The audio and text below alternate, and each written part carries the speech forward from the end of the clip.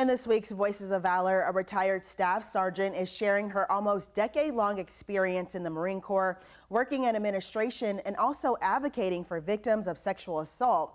Here's Olivia Medeiros' story.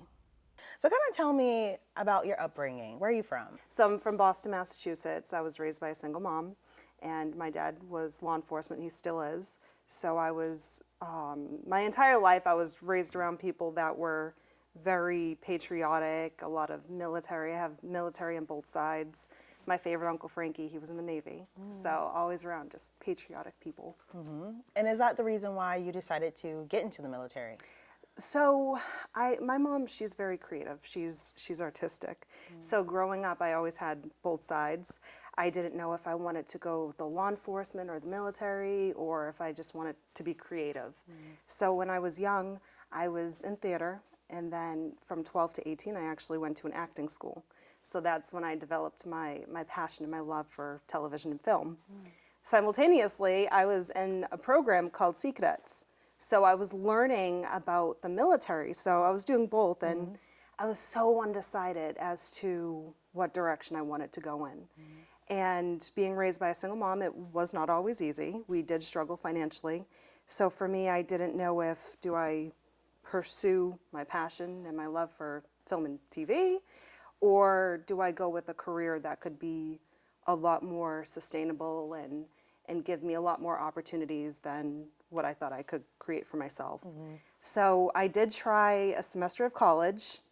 It wasn't my thing. And prior to that, I did meet with a couple of recruiters. I met with a Navy recruiter and decided that the Navy wasn't for me. And then I met with a Marine recruiter, and the first thing he said to me was, the Marine Corps doesn't need you. I said, okay, well, that's really interesting. Went back to school, tried that for a little bit. I was in the middle of a math test, and I was like, you know what, I can't do this. School's not for me. I'm good with math. And I contacted the recruiter, and I said, sign me up. So I decided to join the Marine Corps. So it was definitely a couple of different reasons, but I'm glad that I did. That's amazing, though. But you're in the middle of a math test, and you're like, I just can't do this. Yes. Yep. Not for me. And it's funny because years later, I went back to school and got a couple degrees. So it's just kind of funny how that happened. So you joined the Marine Corps. What was your title or position? So I did 9 years, 3 months. I got out as a staff sergeant. My primary MOS, I was an 0111, so a military occupational specialty. I was teaching administration, and the longer you stay in, you'll have different assignments and things like that. So in addition to doing administration, I became an instructor. I was an instructor over at Camp Johnson. So I was teaching all the young kids admin and, just mentoring them and leading them. I also wore a couple of different hats. One of those hats that I wore, I was a uniform victim advocate. So I was advocating for survivors of sexual assault while I was still instructing and teaching and having that primary military occupational specialty of administration. So you stayed in for 9 years. Yes. And when you were in the military, when you were there, looking back from when you were in school, taking that test and going to college and transitioning into the military, did you think it was going to be what you expected? I don't know what I expected, honestly. I could tell you what I wanted was to kick down doors and do all the cool things that I saw on TV, and it definitely was not that. I was in more of a support role, so I was always supporting the Marines that were forward deployed. And I did everything I could, especially as a young Marine, to get out of that because I wanted to do really cool stuff. But as time went on, I realized even being in a support role, it was still important and it was still vital to, they say bloom where you're planted, and to do a really good job at that. But it was definitely not what I thought it was going to be. Expected. Yeah. But it was you still had to go through training and everything, Yes, correct? yes. And how was that process? It was tough, but it was so fun. It's like this love-hate relationship. When you're going through it, you're like, oh my God, this is awful. You just gotta embrace the suck. But what continues to make you push through and to really just flourish and give it all that you got is knowing that the Marine or the recruit, going back to recruit training, is that all these recruits that are going through it with you are struggling just as much as you. And as you continue to go through training, when you become a Marine and you eventually, have rank and you have to go through these courses, what makes you excel is, again, embracing the suck and knowing that every single Marine is going through it with you. Right. So how can you let that person down? It's an expectation, and you just have to keep pushing. And do you feel like the military really instilled that in you, that you just have to keep going? Oh, absolutely. I mean, there's always somebody that has it worse than you.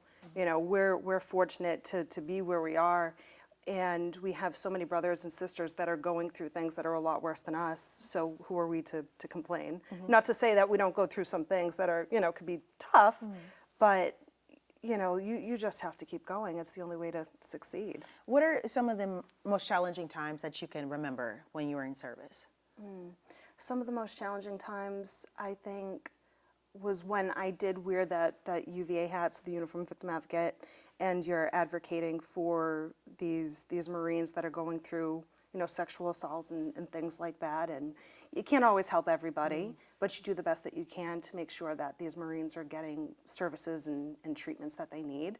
But again, you can't help everybody, and going home and realizing that can be hard, but all you can do is continue to be the best advocate that you can possibly be. And as much as there are challenges, there are many great times as well. So talk to us about that. Oh, yes. So, just being in the Marine Corps in general is definitely a love-hate relationship. It's hard. But again, having people that you serve with that are going through the same thing makes it so much fun. I served with incredible Marines at every single duty station, and they're my family. They've broke bread with my husband, my mom. They've come over for dinner. I mean, these are people that I can call up and I know that they have my back.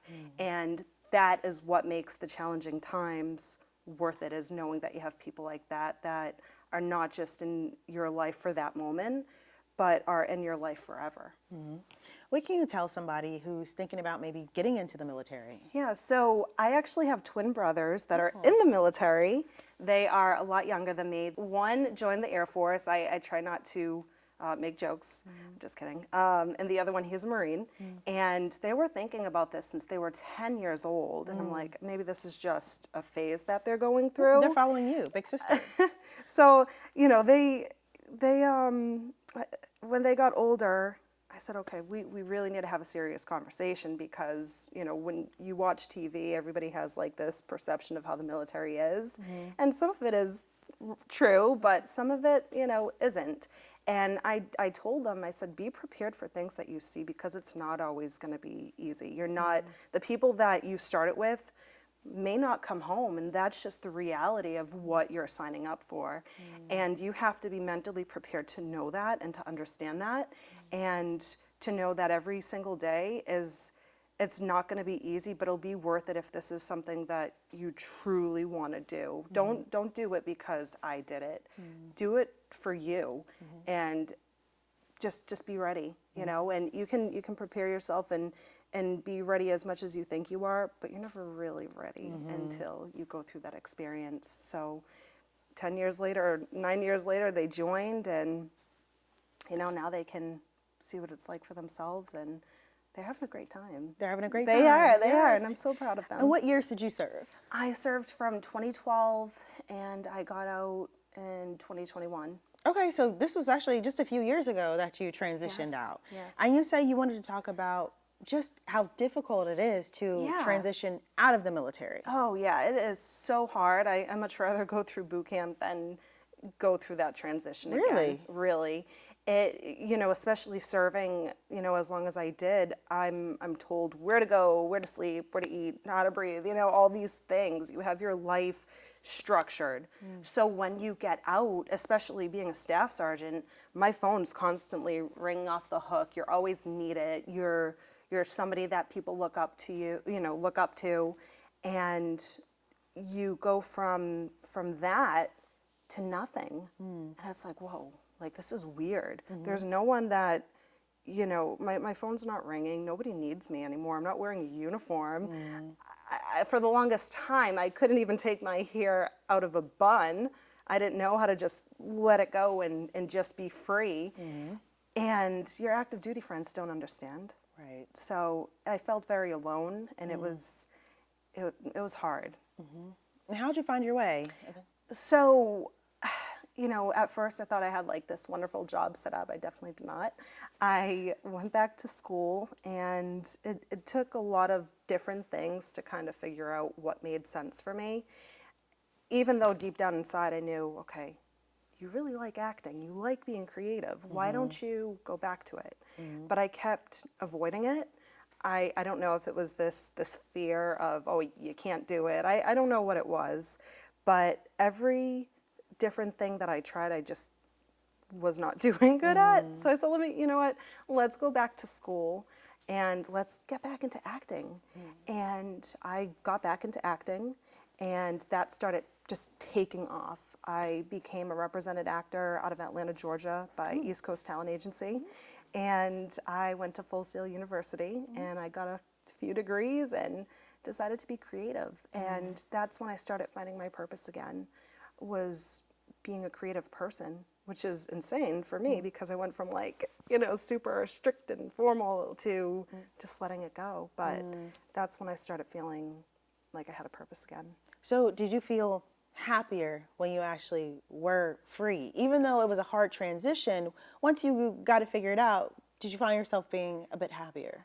I did. It definitely took a hot minute, but it was like, okay, I found my purpose, but it wasn't, I had to teach myself to not feel like I was being defined by being an actor or being a vet. I had to discover who Olivia was, and I'm still discovering that. And that's what became beautiful, is that, you know, it doesn't have to be, you know, X, Y, and Z. You know, you can be free, and you can go through struggle and happiness and be okay. I hope that answers your question, but yeah, that's definitely when I found my happiness, was being creative. So, of course, there's many different versions of everybody. So you have the Olivia that's in the military, and you have the Olivia that's not in the military, that's free. If you can kind of describe some adjectives about like who you were back then and who you are now, how would you describe yourself?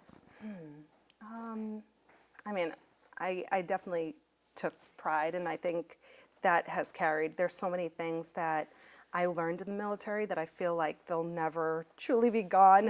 It's like once you're in, that's always going to be a part of you. I think what has changed is that I've been able to let my guard down a little bit and not be afraid of being judged, because, you know, when you're a Marine, every single thing that you do is a score. How you carry yourself. You're expected to uphold a certain level and a certain standard. And although I still continue to do that outside of the military, I try to give myself more grace. And hey, it's okay if, you know, you didn't do this or you didn't do that. It's okay. In the Marine Corps, no, it's not okay. You'll never be good enough even when you're great. So there's always that push, and you have to keep going, you have to keep going, you have to keep going, you're not good enough. And I've always had that mindset. So now that I'm out and I'm pursuing another competitive field, even if I am not my greatest yet, it's okay. You know, you can give yourself some grace now. So that has been the newest thing. But I've definitely taken a lot from the Marine Corps with that. Do you feel like the expectations are even higher for women in the military? Oh, yeah. Yeah, absolutely. You know, I feel like the females that I've served with, everybody has a different story. Some have had it a lot worse than others. For me, I never felt like I was treated different, which may come as a surprise. I had two leaders, and they're still my big brothers to this day. We got stationed twice together. They're now Gunnery Sergeant Trafford and Gunnery Sergeant Vasquez Alonso. They were my first sergeants when I was a PFC and a Lance Corporal. And they never made me feel like I was being treated different than any male Marine, but I will tell you, they they set a standard for me. There was a time in the Marine Corps where we didn't have to do pull-ups as females. And at chow time, our lunch break, they'd go out and they'd say, hey, drop your blouse, we're going to the pull-up bar, and I don't care if you're a male or a female, you're all gonna do the same thing. Even though it wasn't a Marine Corps expectation, it was their expectation. And that really planted a seed in my head that, okay, you have to set the bar, especially the higher in rank that you get and you have male Marines that you're leading. I always felt that I need to be my best and be able to do the same thing as a male if I want the respect of a male. Now, as I got older, that mindset shifted a little bit because I didn't feel like I had as much to prove because I was good at what I did. But as a young Marine, it was very much like, I have to push harder, I have to keep going. Because even when you did accomplish things that you earned the right to accomplish, you'd still hear comments. Oh, did she really deserve that? Or what did she do to get that? And you're like, those things, that hurts, you know, that affects you, but you can't let it show, you know, because now you're just going to have a target on your back if you play that female card. So I never played it, but internally I always felt like I had to just be the best, and I had to be as good as the guys. That was always my way of thinking. So you were able to do those push-ups?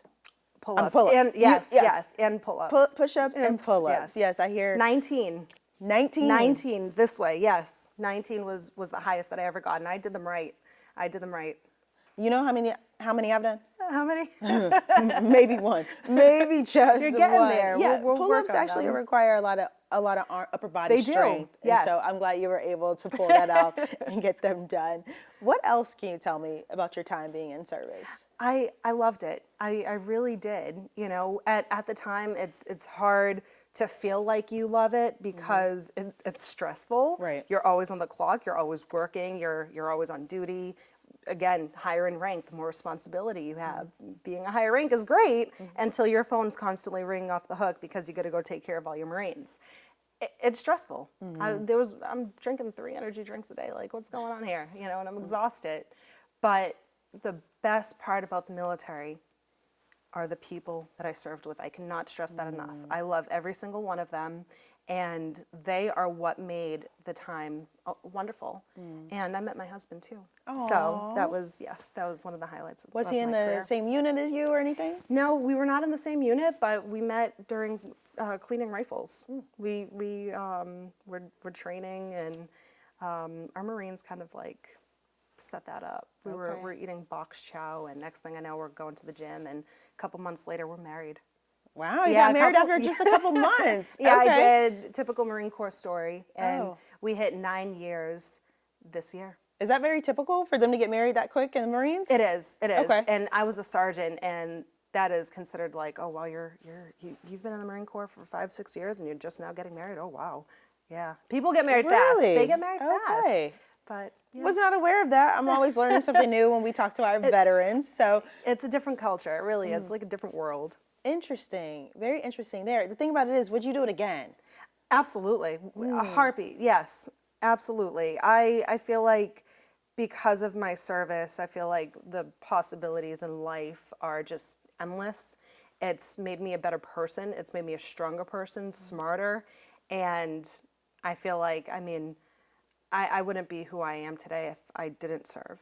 I was going to ask you, what was your reasoning for getting out of the military?